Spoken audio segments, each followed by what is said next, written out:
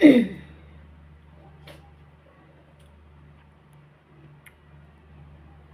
tayo guys. Alamang at saka pakbet. Okay na yan, alamang at saka pakbet. Kain tayo guys, nagutom na ako. Yung pakbet ko guys, ang halo nito is manok. Ito yung manok lang ang halo nito.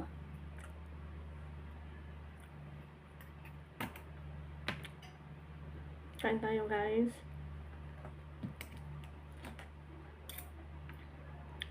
Napuyat ako guys dahil ang anak yung pusa ko. Akala mo kung sinong nanganak. Yung pusa ko kasi guys, mga alauna ng madaling araw, tumabi sa akin, which is hindi talaga tumatabi sa akin kasi ayaw kong tumabi dahil yung sa balahibo ba ayaw ko. Kagabi lang. Kaninang madaling araw, tumabi siya. Kaya sabi ko, mga anak na siguro to. Tapos, parang umiiyak siya. Ganyan. Kahit anong paalis ko, ayaw niyang umalis. Kaya hinayaan ko na lang siya tumabi sa akin. Ang ginawa ko, may extra akong urukan. Nilagyan ko ng basahan para doon na lang siya mga anak. Nanganak naman siya guys. Mga alas 4 ata. 4 yung anak niya.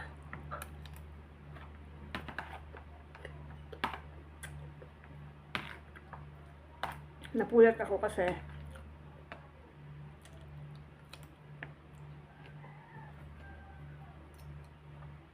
sa tanda niya guys, sa 2019 ata yan sa akin binigay, 2019. Sa sige siguro niyang anak ba, sa isang taon guys, halos 4 yung mga anak, 4 na beses. 4, more than that. Lalaki lang punta yung anak niya, buntis na naman, ganyan siya guys.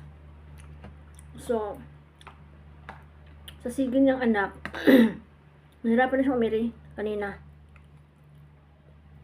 Ako naman, hinihimas-himas mo lang siya. Mga anak ka na kasi, ang landi-landi mo kasi. Ganyan. Ganyan ako kanina umaga. Kasi guys, umiiyak kaya siya. Naawa ako, umiiyak siya. Nahirapan talaga siya.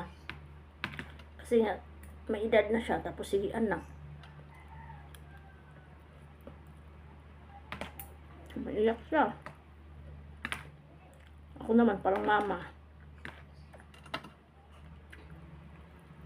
4 anak.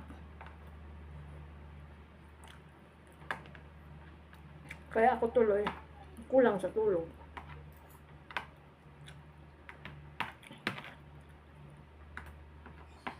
Dahil, paano naman ako matutulog kung nakatabi-katabi ko naman siya. Tapos umiiyak, di talaga ako makatulog.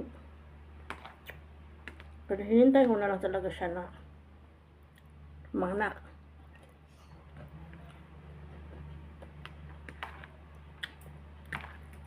Yung tapang-tapang pa naman niya. Makita lang niya, ay marinig lang niya tumatahol yung aso ko, pinupuntahan niya, inaaway agad. Ganun siya katapang. Lumabas na yung anak niya guys, dalawa pa lang. Alam mo ba, tumahol lang yung aso ko, pinuntahan niya, inaway ka agad, nahirapan tuloy ako kasi yung aso ko natakot, tago sa ilalim ng hagdanan.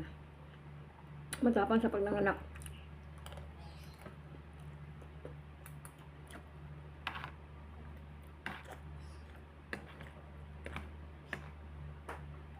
Masarap talaga ang kain pag ulam mo, gulay na.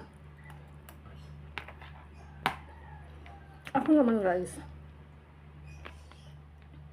may gulay lang. Okay na ako niyan. Tama na sa akin pag may gulay. Hindi naman ako ng mga karne-karne na. Pero ito, nilagyan ko lang ng konting manok. Ito kasi guys, ganito siya oh. Mga ganito lang yung ulam ko. Pag nagluto ako guys, minsan marami-rami din. Ito niluto ko kasi marami. Nilagay ko sa ganito siya guys kasi hindi ko naman mauubos. Masisira din sa isang araw. So, ang ginagawa ko yan guys, ganyan. Nilalagay ko lang sa freezer.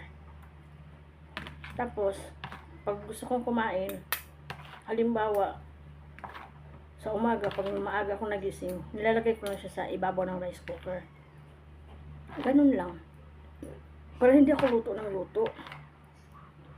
Kasi yung mga bata bihirang kumain ng gulay.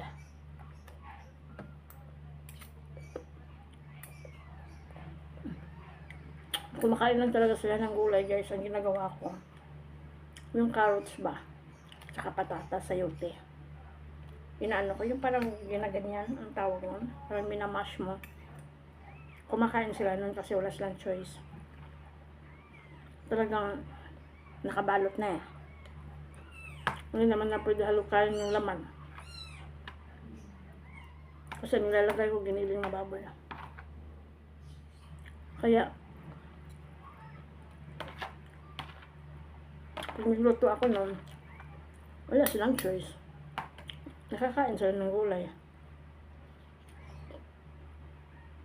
Para-paraan lang guys ba? Kasi pag hayaan mo, hindi sila kumain, talagang, hindi talaga sila makakain ng gulay.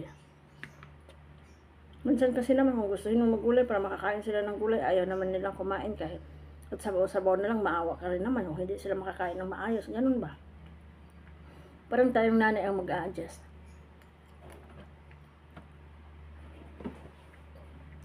Almusal nila guys, Shanghai. Yung Shanghai naman, pag nagluto ako, nilalagay ko din sa freezer guys. Nilagay ko sa freezer, 6 na piraso. Ayan na guys ha. Nilalagay ko sa freezer, kakain sila lunch na. So, ang ginagawa ko guys, kaninang umaga, in-unfrost ko na muna. Ayan o. 6 na piraso, yun yung lunch nila. Lalambot din naman yan. Nilalagay ko sa freezer para hindi siya basta-basta masira. Pero kung kailangan ko magluto, halimbawa kung may pasok sila guys, kung naka-freezer siya, nakalagay sa freezer, gabi pa lang, nilalagay ko na sa baba. Para pag umaga, diretso na ng prito. Ganun ako guys, para madalian na lang ba.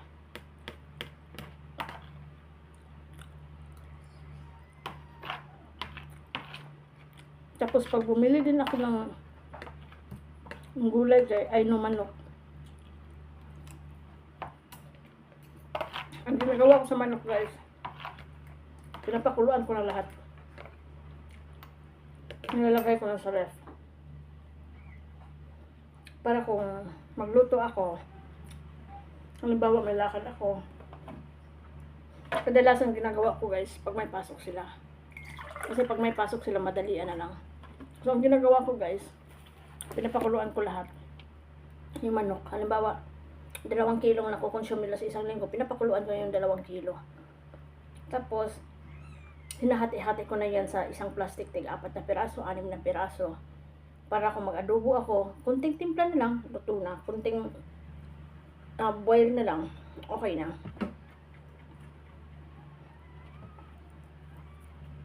Please, halimbawa nito, ito guys itong Shanghai kasi lunch nila. Ito namang manok nila, dinner nila, isabaw ko. So, in-unfrost ko na. Hindi ko binababad kasi sa tubig guys, hayaan ko lang na maano siya. So, ito yung hapunan nila. So, kunting sabaw na lang, kunting kulo na lang, luto na. Kasi napakuluan ko na sila guys eh. Yun ang ginagawa ko para madali ang luto. Will not spend more time ba para magpakulo, yung ganon. Anyway, tapos na ako kumain. Salamat guys.